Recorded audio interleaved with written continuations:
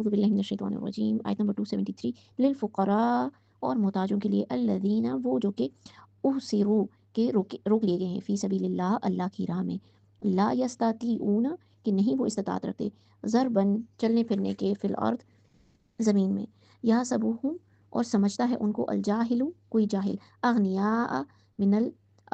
दौलतमंद मिन से अताफुफ ना मांगने वाले जो ताफुफ करते हैं उफ़फ़ करते हैं और वो जाहिल समझता है उनको दौलतमंद क्योंकि वो नहीं मांगते क्योंकि वो ताफुफ करते हैं या वो इज्तनाब करते हैं सवाल करने से तारिफुहुम तो तुम पहचानते हो उनको बिसीमाहुम उनके चेहरों से यानी लेकिन उन्हें उनकी सूरत से पहचान सकते हो मतलब इट कैन बी पॉसिबल कि उनको पहचाना जाए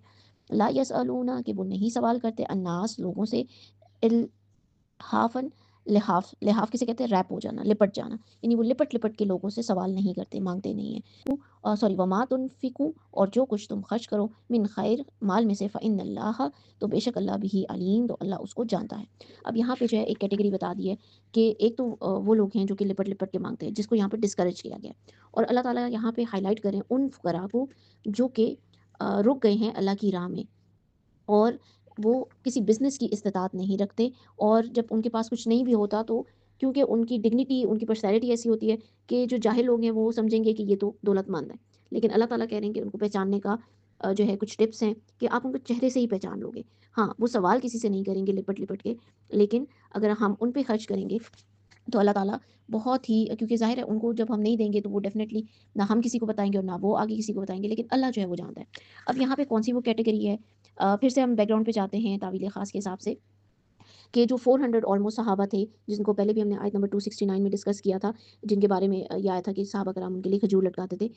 मस्जिद नबवी में।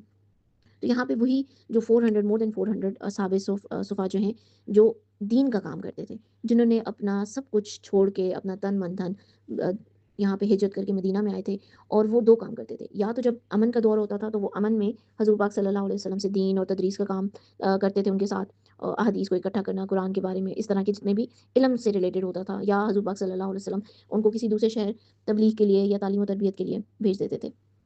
या जब जंग आती थी तो वो जंग में हिस्सा लेते थे। अब दोनों ही मामलात में अमन में और जंग में वो लोग अपने लिए कोई कमाई नहीं कर सकते थे। तो ऐसे जो सहाबा थे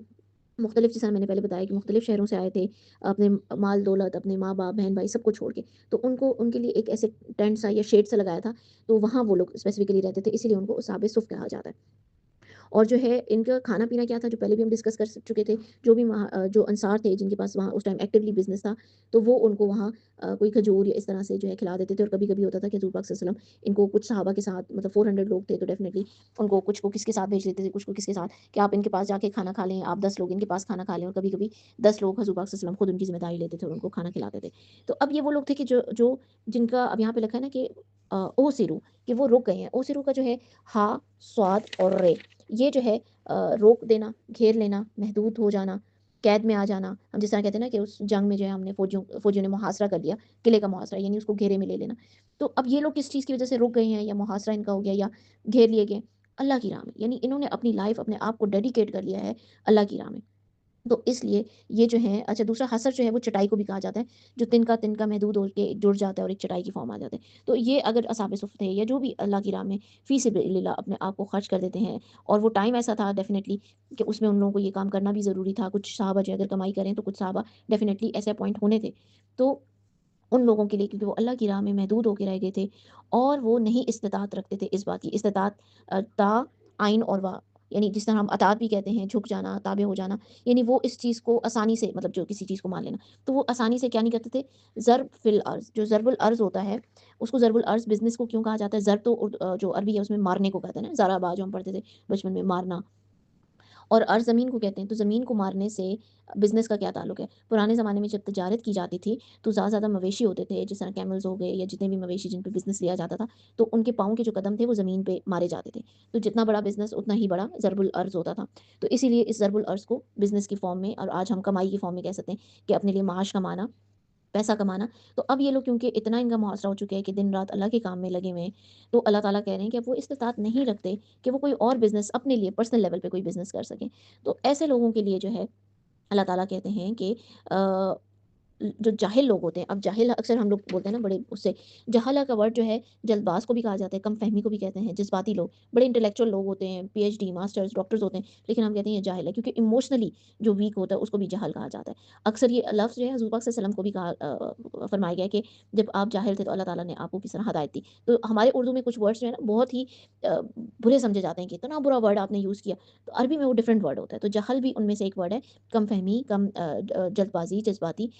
تو اس چیز کو یعنی وہ زمین جس میں کوئی نشان نہ لگا ہو نا، ایک فلیٹ زمین ہے تو کچھ سمجھ نہیں آ رہی کہ پلاٹ کہاں ہے، روڈ کہاں ہے، اسٹریٹس کہاں ہیں، تو اس کو بھی جہل عرض کہا جاتا ہے، یعنی ایسی زمین جس میں کوئی ہدایت اور رہنمائی نہیں ہے، کسی چیز کا اندر سے خالی ہونا بھی جہل کہلایا جاتا ہے۔ اب یہاں پہ یہ ہے کہ جاہل لوگ ان کو نہیں سمجھ پائیں گے اور وہ کہیں گے کہ یہ تو غنی ہے، دولت مند ہے۔ اب وہی بات ہے کہ یہاں پہ ہمیں پھر سے جھنجھوڑا جا رہا ہے کہ تھوڑی سی اس جلد بازی، کم فہمی، جذباتیت، اس سے ہمیں نکلنا چاہیے۔ کبھی کبھی ہمیں سامنے والا لگ رہا ہوتا ہے کہ وہ مرسیڈیز میں جا رہا ہے، لیکن وہ کیا پتا وہ اس کے پاس آخری سرمایہ ہو، وہ بینکرپٹ ہوا ہو۔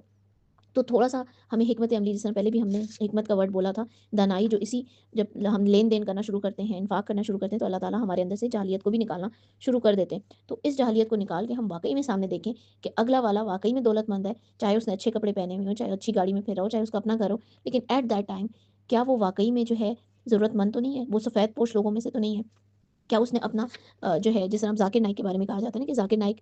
کے باقی جو بھائی ہیں وہ بزنس سنبھالتے ہیں، اور ڈاکٹر ذاکر نائک صاحب جو ہیں وہ اپنے دین کا کام کرتے ہیں، تو ان کے باقی بھائی جو ہیں ان پہ خرچ کر رہے ہوتے ہیں، ان کا اپنا بھی بزنس ہے، لیکن وہ بزنس ان کے بھائی سنبھالتے ہیں، اور ان کے بھائی نے ان کو ڈیڈیکیٹ کیا ہوا ہے کہ آپ جو ہے دین کا کام کریں۔ Same thing goes for doctor Israr Ahmed, کہ اگر دیکھا جائے کہ ہمیں تو وہ کتنے پرسنالٹی وائز کتنے وہ سوبر اور وہ لگتے ہیں، لیکن ان کے بارے میں کہا جاتا تھا کہ وہ جب باہر کے ملک بھی تبلیغ کے لیے جاتے تھے، دو جوڑا لے کے جاتے تھے، ایک دھونے کے لیے اور ایک پہننے کے لیے، پھر جب وہ پہنا ہوا جو ہوتا تھا وہ اتارتے تھے، دوسرا دھلا ہوا پہن لیتے تھے۔ اور 40 سال کی عمر کے بعد ڈاکٹر اسرار احمد نے اپنی زندگی میں کوئی کمائی نہیں تھی کی۔ بندہ سوچ سکتا ہے کہ ایک MBBS ڈاکٹر ہے اور وہ اتنا اچھا اس کا کیریئر چل رہا ہے، اور وہ ہر چیز اللہ کی راہ میں وقف کر دیتے ہیں، تو ڈیفینیٹلی ان کے پاس ایسے لوگ تھے، سپورٹ تھے، جنہوں نے ان کو فردر آگے سپورٹ کیا، اور اللہ کے فضل سے الحمدللہ انہوں نے اتنا دین کے لیے کیا کہ آج ہم ان کی اس تعلیم اور تربیت اور ان کی ان تفاسیر سے جو استفادہ کر رہے ہیں۔ تو اس طرح اگر کوئی ڈیڈیکیٹ ہو جاتا ہے، اگر ہم نہیں بھی ہو پاتے، اپنا اپنا آپ ڈیڈیکیٹ نہیں کر سکتے 100%، اور ہم کہتے ہیں نہیں ہم نے معاش کرنا ہے، تو یہ بھی بہترین کام ہے، آپ معاش کریں اور باقی لوگ جو ہیں